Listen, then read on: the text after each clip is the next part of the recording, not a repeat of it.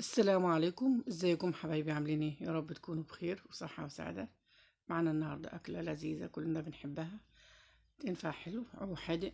هنقدمها كده بصورة بسيطة وسهلة وتنفع للمبتدئين. يعني إن شاء الله تكون في ايدينا خفيفة إن شاء الله، وهنعملها بكل سهولة. هنسمي الله وهنصلي على الرسول عليه الصلاة والسلام. معنا أي كمية دي، يعني أنا عاملة حوالي أكتر من نص كيلو شوية. انت عايزة تزودي ده حسب رغبتك برضو يعني. طبعا هنخل دي لازم نخله كده وايه وننضفه الاول، بيكون على صينيه واسعه او في طبق كبير يعني.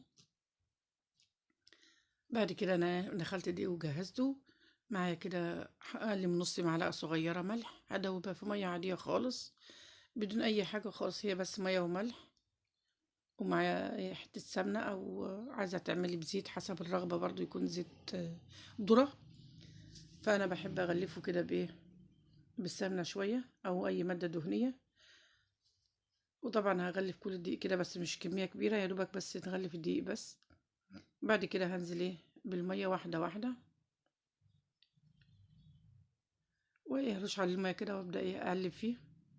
طبعا انتوا طبعا عرفتوا طبعا ايه اللي ممكن اعمل ايه. طبعا انا هعمل الكسكسي، يعني ممكن تعمليه مش من دون خلاط، بدون كبة، بدون اي حاجة، بدون تعبب. على فكرة هو بسيط خالص وممكن اي واحدة تعمله. وهبدأ كده انزل بالمية واحدة واحدة وهقلبه، بس طبعا كبروا انتوا الطبق، لان او الصينيه اللي هتعملوا فيها تبقى تكون كبيره شويه عن كده. انا بعد كده جبت صينيه كبيره وعملت فيها. وتعمليه كده وانتي قاعده براحتك، يعني بحيث ايه على مهلك، لانه هياخد معاكي اكتر من نص ساعه. تبسي فيه كده بالراحه، وما تضيفيش الميه مره واحده، لان واحده واحده كل ما بتضيفي ايدك يعني حبه بحبه حوالي معلقه ميه، وتفركيها بالدقيق كده واحده واحده، هيمشي معاكي ناعم، مش هيكتل، مش هيعمل معاكي اي حاجه. انما لو ضفت الميه بكميه كبيره هيكتل معاكي، وهتضطري تعملي مثلا في كبه او في خلاط. لا، انت هتعمليه كده بكل بساطه وبكل سهوله. تقلبيه كده واحده واحده، كل مدى تلاقي الدقيق نشف معاكي، هتبلي ايدك واحده واحده كده بحبه ميه وتقلبي. مش هياخد ولا هيتعبك ولا اي حاجه، ولا هو محتاج يعني. انا طبعا ضفته في صينيه كبيره عشان اعرف بس إيه. شايفين المبسوس عامل ازاي؟ لا كتل ولا اي حاجه يعني، قد حبه الرمل المبلوله كده، وتكون مفروله معاكي. بعد ما خلصته كده، معايا حله على النار فيها ميه. طبعا في بيوت فيها حله الكسكسي دي بالمصفى بتاعتها عادي. طبعا بس للي مش عنده، بتكون ايه دي الحله اللي تشوفي مقاس المصفى، وتقيسيه على حله، ويكون معاكي يعني تظبطيه عليها بحيث البخار ما يطلعش منه. انا طبعا جبت حله كده على قده، بحيث ما ينفذش اي بخار ويطلع منه. وضفته في قماشة نظيفة بيضة كده، تكون لا مخصوص كده لا كده.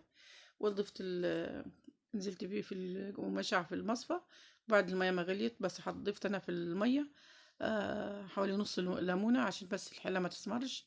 إنما هي الليمون مش له حاجة يعني، هو بس مية بس. بس أنا ضفت الليمون عشان الحلة ما تسمرش. ونزلت وسبته فيه بقى يغلي مع نفسه كده وإيه، والبخار هو كده كده هيسويه. وكل فترة حاولي تقلبيه، تشوفي طلع اللي تحت فوق وإيه، عشان يستوي معاكي حلو. وتدنك تقلبي فيه، تمسكي مثلا القماشة كده وتنطقيها معاكي ممكن، او بالمعلقة حسب ما انت عايزة، او ما هتعرفي تقلبيه. تقلبيه كده يكون معاكي.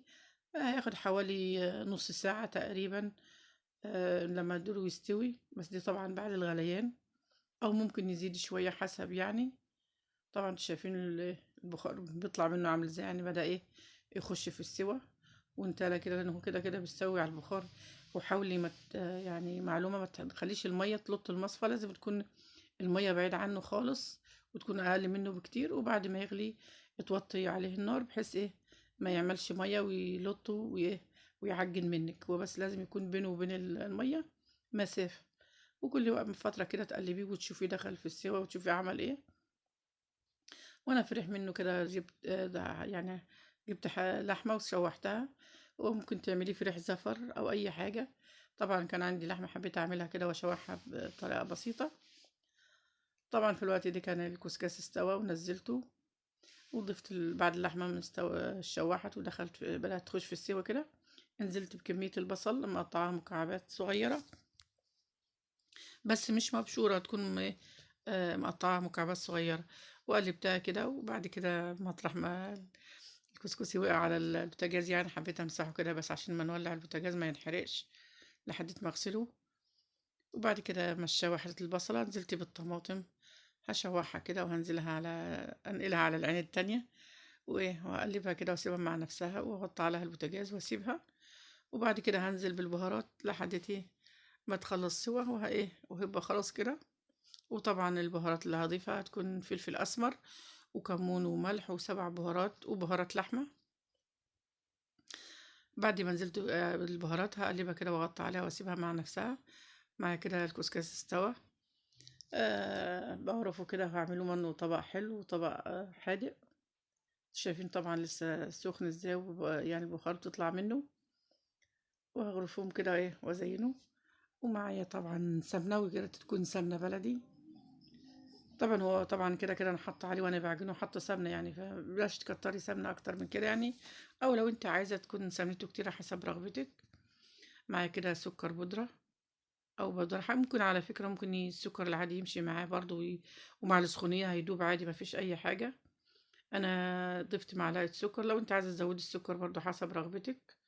دي يرجع ليكي طبعا. حاولي كده وانت بتقدمي يكون الصحن يعني تنضفيه كده، ويكون تقدميه بطريقه حلوه وشيك كده، يبقى طبعا المنظر لوحده يبقى كفايه. قلبتي برضو السمنه على الطبق التاني، هقلبه وهحط طبعا بقى طبعا مسكر او سكر. وعلى فكره ممكن تضيفي عليه لبن، اي حاجه. وما فيش مكتل ولا اي حاجه. شايفاه عامل ازاي يعني، مفرول عامل ازاي معاكي.